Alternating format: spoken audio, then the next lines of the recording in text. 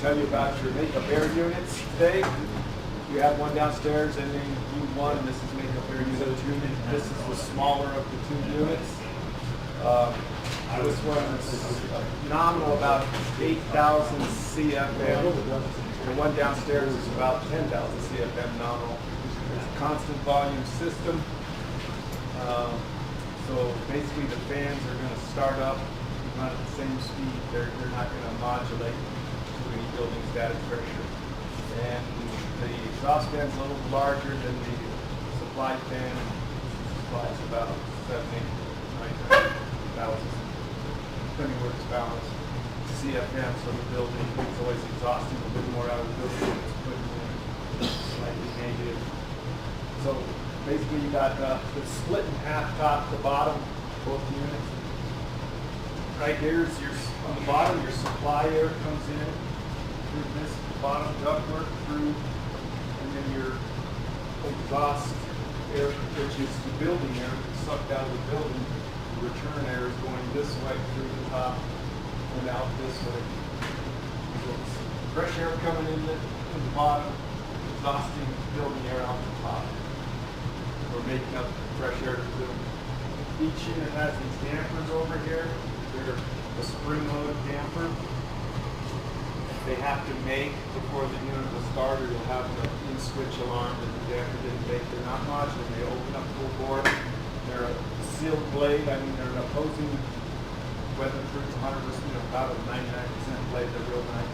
Also on this job, it's not part of DEDCOM, but they specify that they put in other dampers. So if you follow the ductwork around, you'll see that there's another set of dampers. Those are opening at a different rate than our dampers, but when everything opens up, you have lower. If you shut the unit down, all those dampers shut, so you're like double dampered. So you won't have air leaking in the building for sure.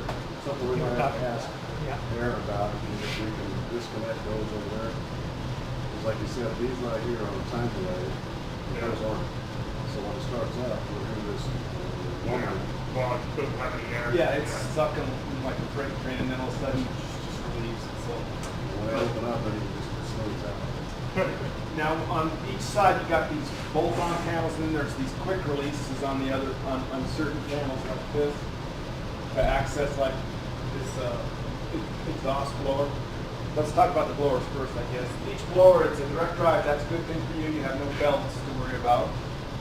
As long as it stays in balance, you're in good shape on these plug fans, these airfoil. Backward incline, there's a direction rotation. If it ever gets out on you, you have to redo it. They slap it here. They go clockwise this way. They don't sweep the air. Backward incline way.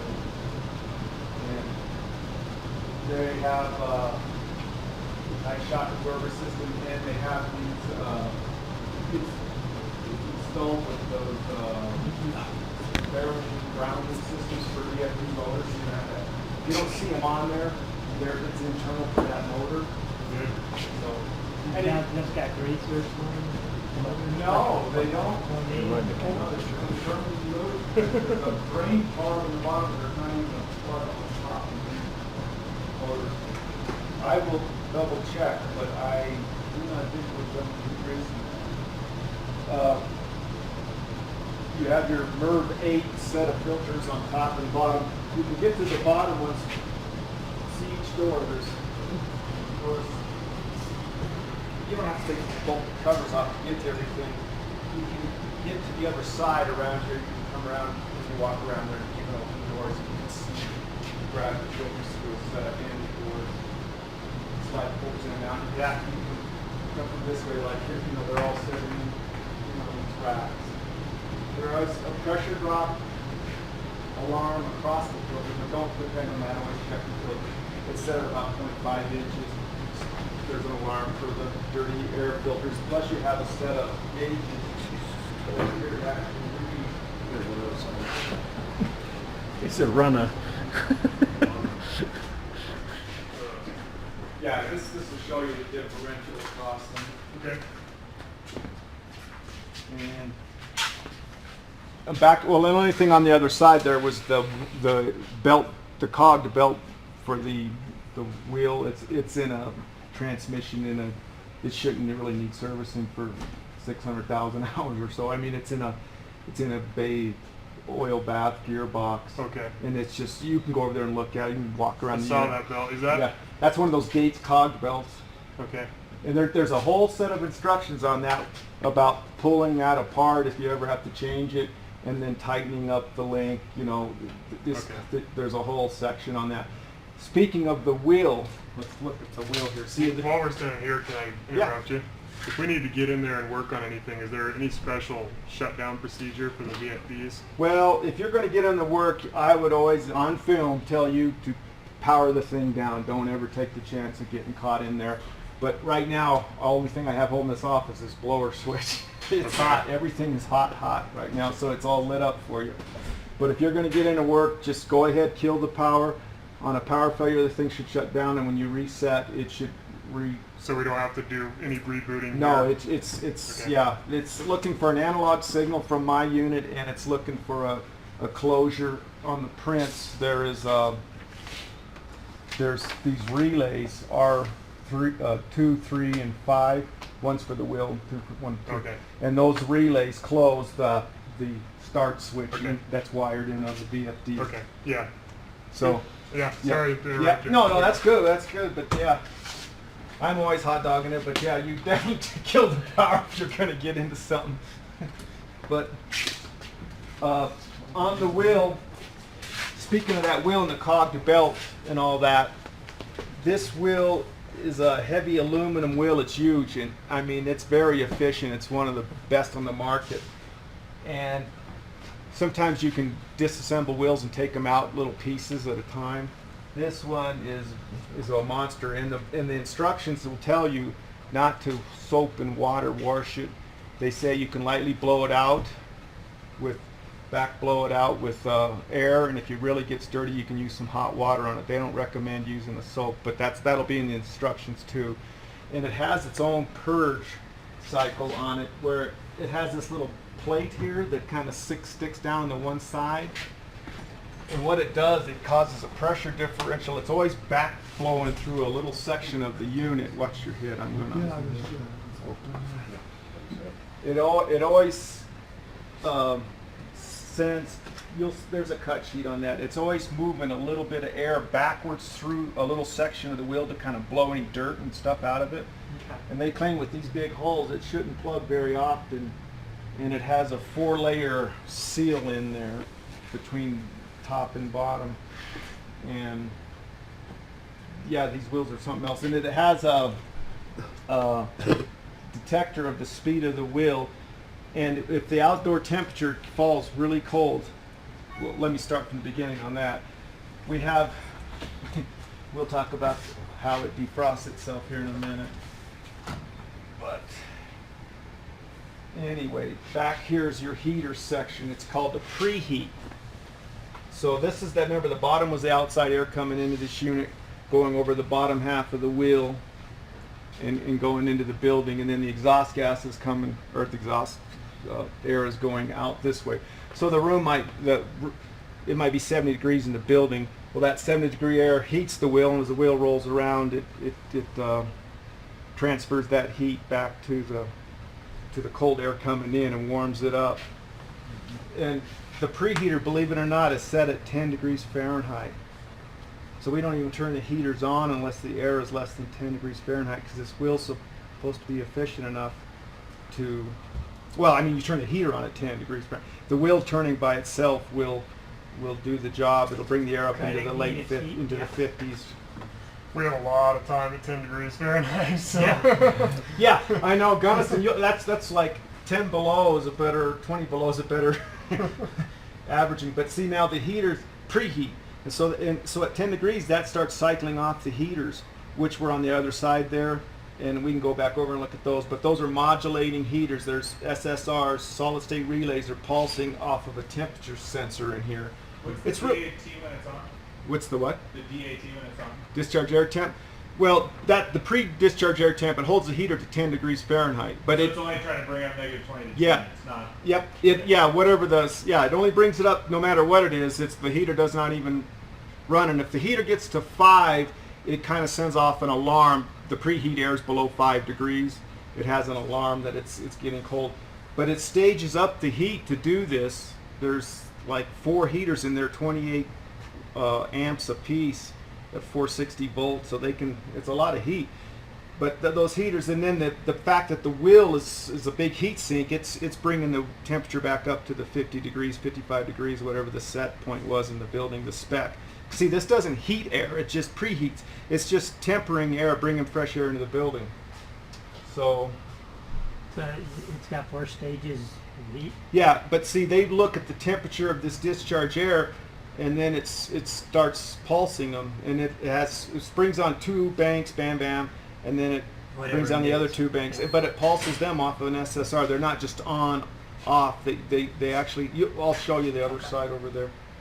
And so they're modulating. And there's drain pans, so if there's any condensate that forms on either side of the system in heating season or cooling system, the condensate can go down the drain on the unit. Now back to the wheel. If the wheel starts getting too cold, let's see, at 20 degree air, I start slowing down the wheel. The wheel tells itself to slow down, which helps pick up more heat on this side leaving, and it kind of thaws it out.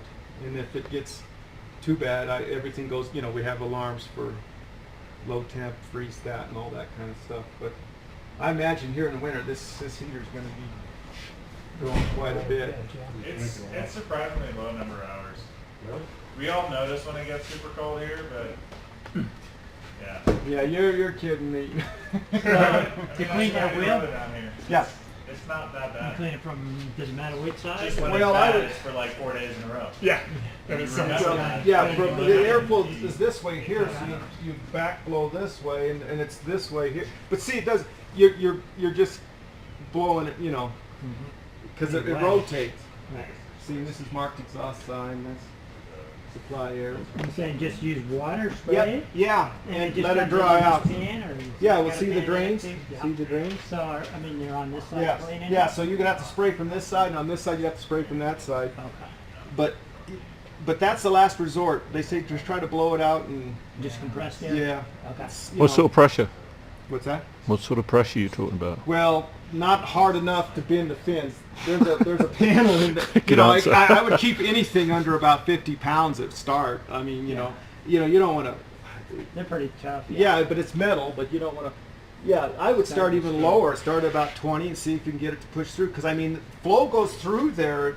Laminar flow is always going through that wheel at 10,000 CFM, or on this unit 8,000 CFM, and the velocities, not that great. So it won't take much. Don't start hitting it hard. But we have a cut sheet on that stuff for you. And take a pressure washer to it.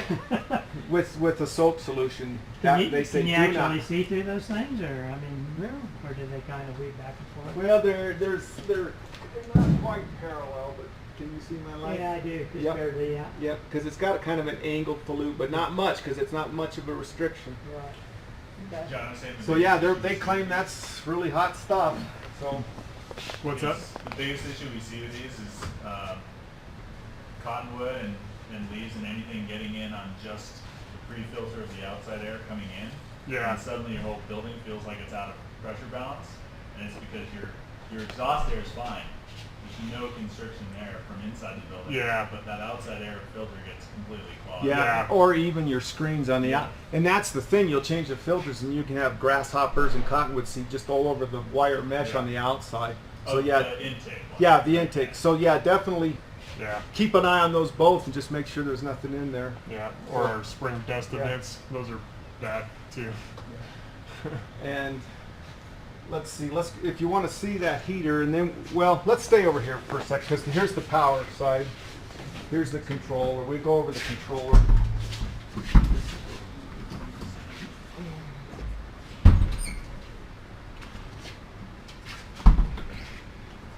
They don't have, it's not like it's a super tight thing, but. So, when you come up to this is the corral controller. Now the only thing, the building automation guys, they're bringing in a fire alarm, but I think they jumped their input, so this thing's basically just going to run all the time. it doesn't, you're not gonna be able to shut it off and on from the building automation system. That's right, Phil, that's what we're saying.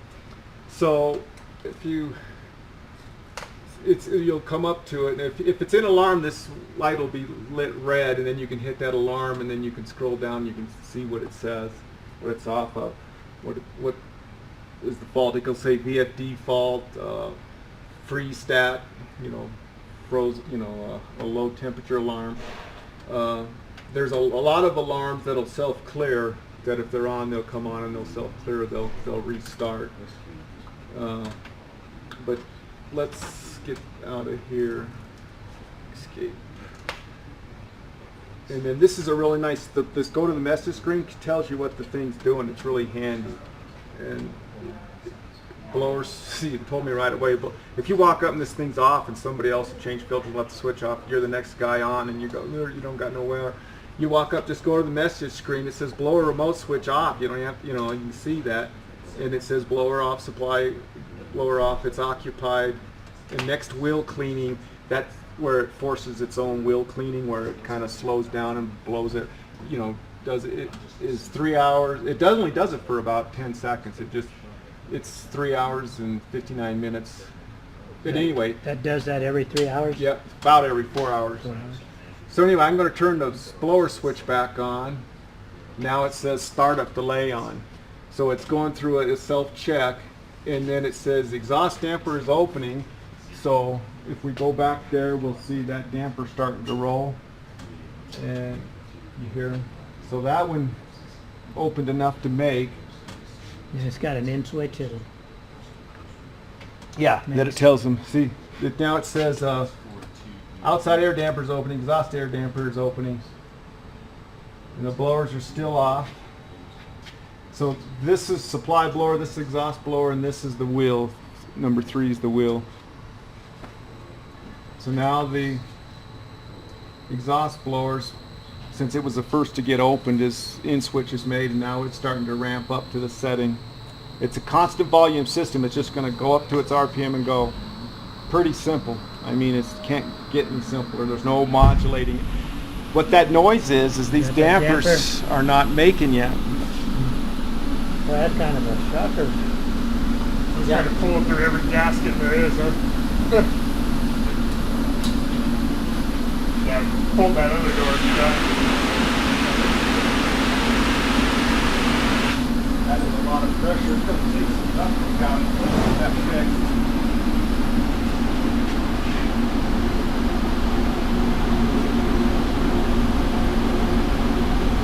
Is that damper opening over there now?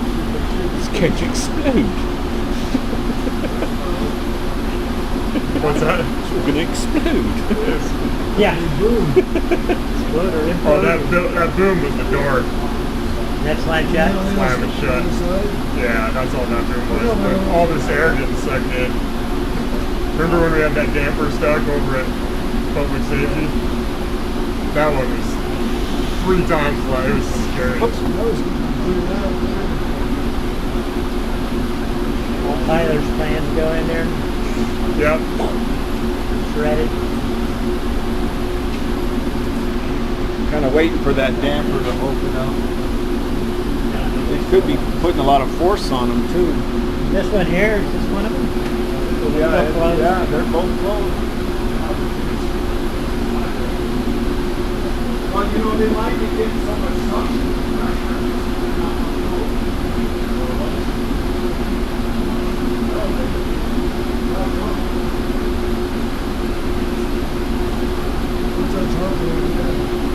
Once we have this up, That's a little exhaust fan. I'm not sure. see this big boy here is the one that got it rolling for sure.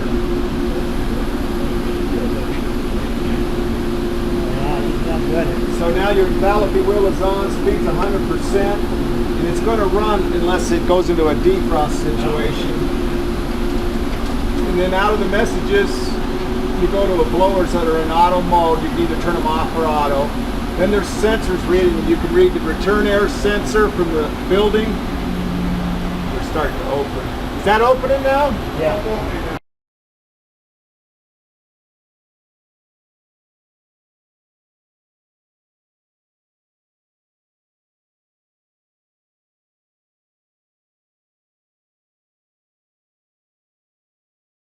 Yeah, there's some delay in his system. He needs to take a delay out for sure. Supply. For them, are they spring return? Are they spring return? Supply. So you got return and supply air temps, outdoor air temp, exhaust air temp, and entering wheel leaving, or the wheel. That's the temperature leaving that wheel in the winter. You know, it's that one that I'm modulating my heater off of. Heater leaving air temperature. That's the one. And then entering the wheel. That should be the same. Well, that's the one that's off of my heat coil there. And then they added these on there. This is giving you the duct static of supply and return. That's from the building automation guys. It's a fed-in signal.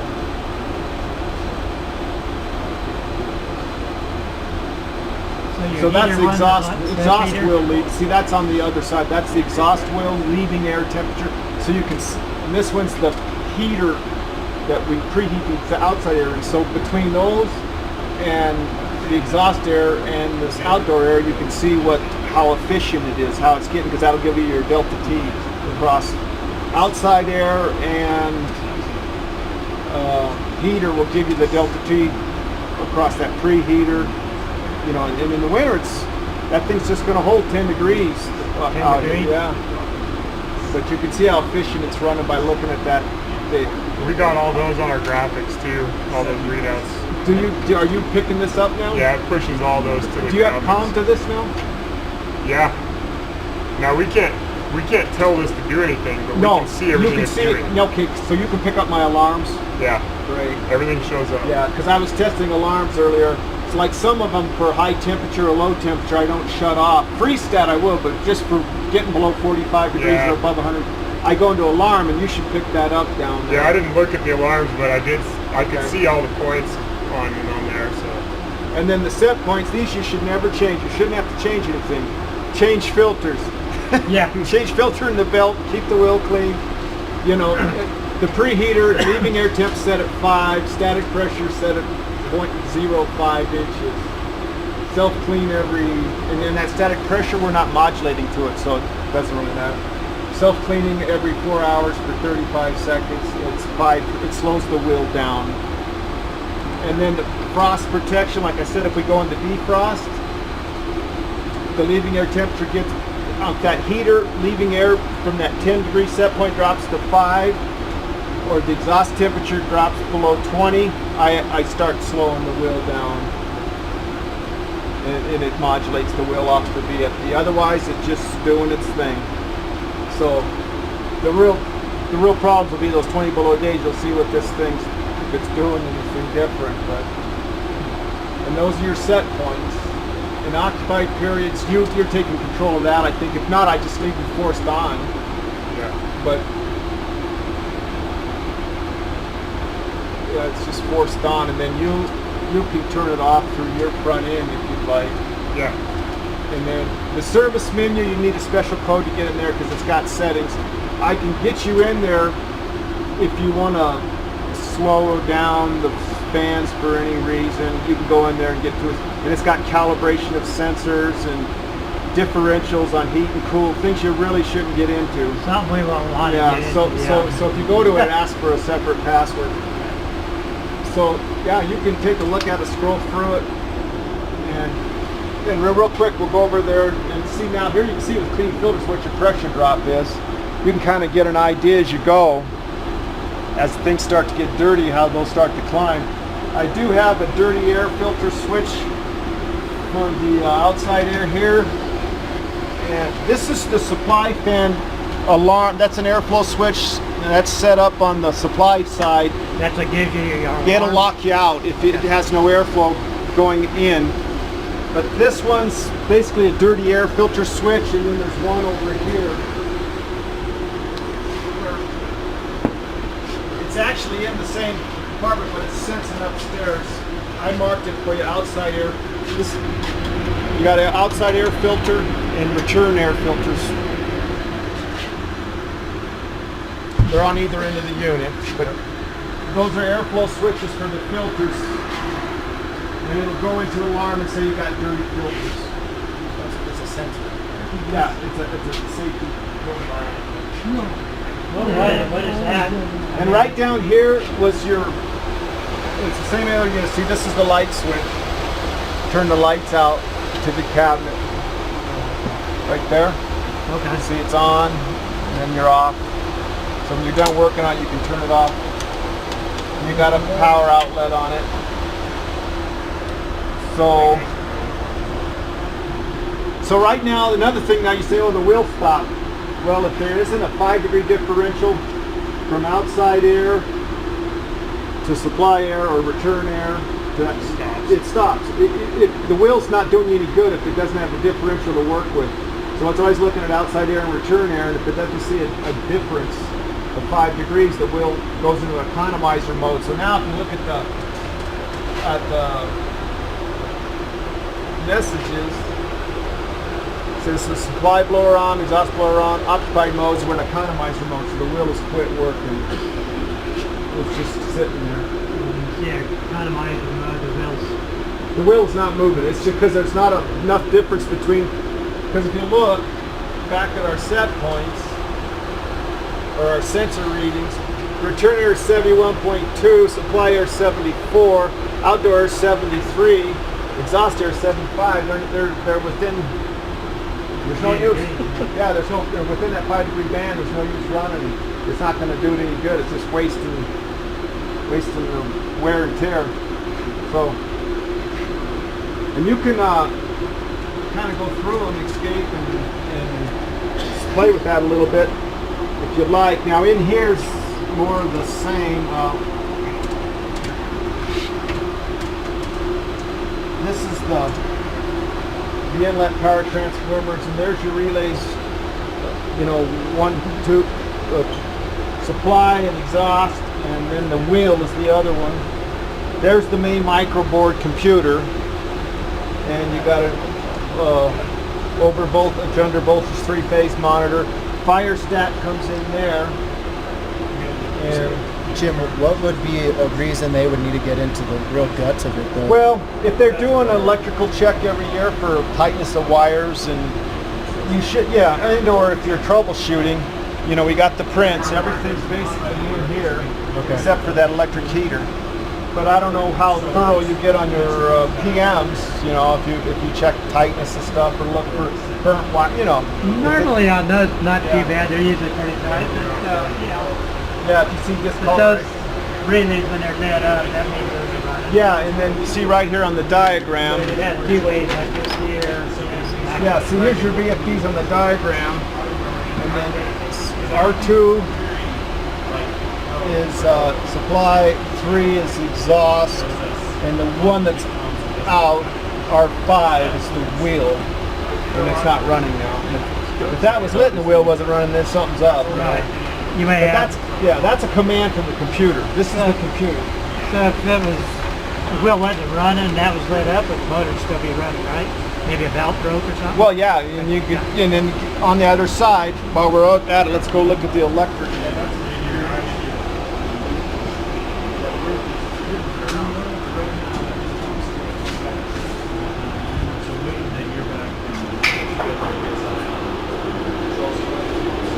There's a whole section on that. That can start up because of the temperature difference. And here's the heater. See, the good thing about this, it's not like a compressorized product with evaporators and stuff. As long as that heater's not on, you know, you can have a panel off or a blower open. It's not going to hurt much. And there is an airflow switch in the electric heater on its own. And I set that today. You know, the signals come from the computer on the 10 volts here. This is your 480 volt. There's 4 sets of contactors. The contactor's closed, but the SSRs actually modulate the heat through a step controller here. And there's a diagram on the back of the door for it, and a manual on it. But that's basically how it works. When it gets a command to go in heat band, it closes those contactors. Then it starts looking at the outside air, or the temperature of the air going over that coil. Yeah, bam, bam, bam. And then it modulates them. And if we lose air flow, they all shut off. So, right, you can never be turning that. But No, any, and that's any kind of adjustment it's, on those no, switches. and the thing's going to be constant volume, 100% supply and 95% exhaust. And yeah, don't be, but if those can act up, I mean, are you better off just kind of jumping it and seeing, or what kind of? well, you put a meter press there, you'll have 26 volts if it's open on the flow switch. Okay. If it's closed, it'll be 0 volts, Okay. and then you'll see it to ground on either side. But if you lose it, an airflow switch, look for other problems like maybe the filters are plugged up on the outside air coming in. Check the tubes or whatever. Yeah, check the tubes and make sure you're running at 100%. Because you get down to about 30-40%, this is going to drop out. If that BFD slows down, this will drop out. And those plug fans are right there. That'll suck you in. Oh yeah. So yeah. we better shut it off, put some panels on. Good way to make somebody disappear.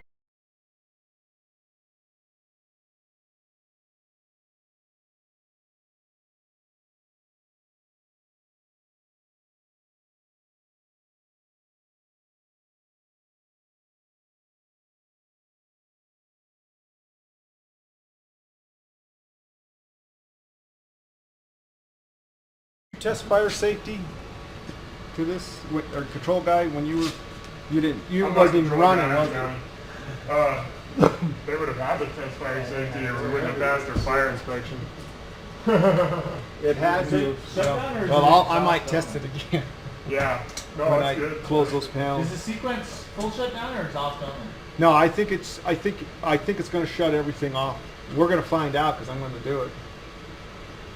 Yeah, in case of fire, don't use the elevator. I think it should knock this thing offline.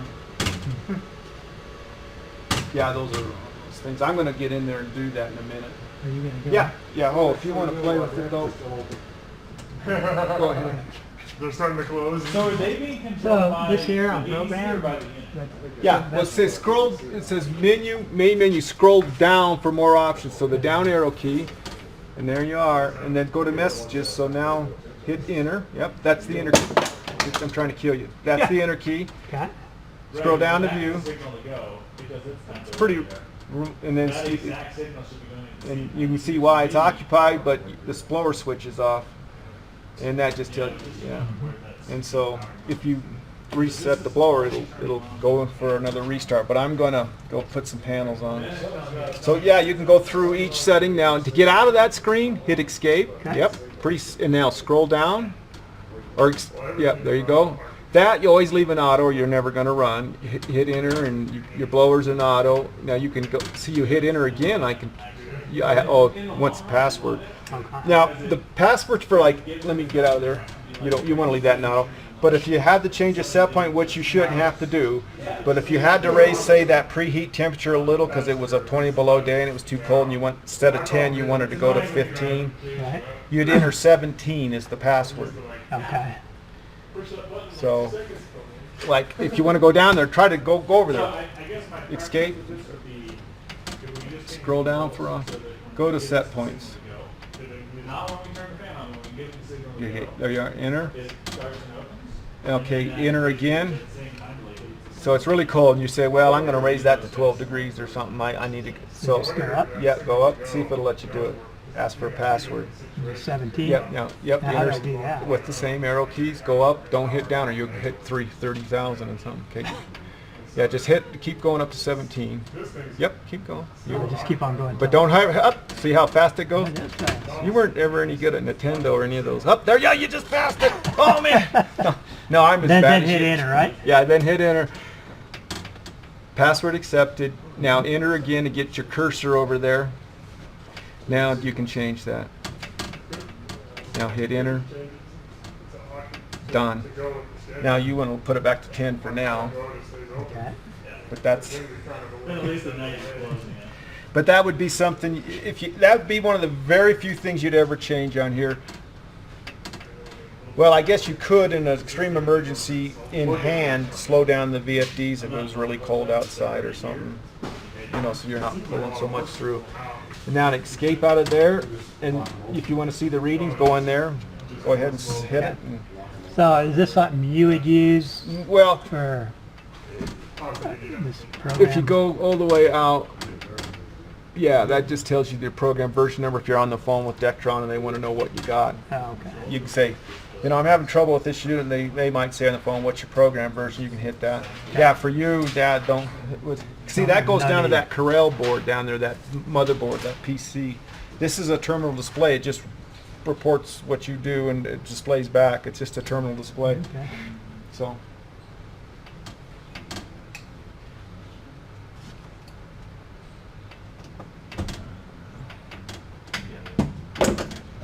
I'm gonna go get those other panels on in a minute, and then basically it's really fairly simple. I made it sound complicated, but Well, it'll probably get complicated with us, but yeah, you're doing good. but if you see that light lit up, that alarm light, you know you've got an issue, and then you scroll down on that. You hit the alarm key and scroll down. It'll give you alarm, and we could put it in an Can alarm. I just hit that? No, say Yeah, no. yeah, hit it. Go ahead. Scroll down to view. There's nothing there, so you're not getting an alarm. Okay. What I could do is turn it back on. It'll take. Oh crap! We're gonna have to go through that whole damper thing. Phil, I don't want to keep hitting those dampers every 10 minutes. Which one? It was the. We might want to open that one. I turned it back off because I'm going to put panels on. It looks like your dampers are being powered off of this unit. Well, it's through you guys, right? Because I have no control over those dampers. It's not in my wiring. Well, it's picking it up off a point there because if they were running on. Yeah, and I don't know what Colin they would've did. closed when you killed it. I don't know what Colin did to grab them because when I first came out here, though, I wasn't picking those up, and you know my unit was just running in a vacuum because those weren't going. And we had another problem, so we never. That's why I'm starting it today. We never really ran this unit, so. And you could have done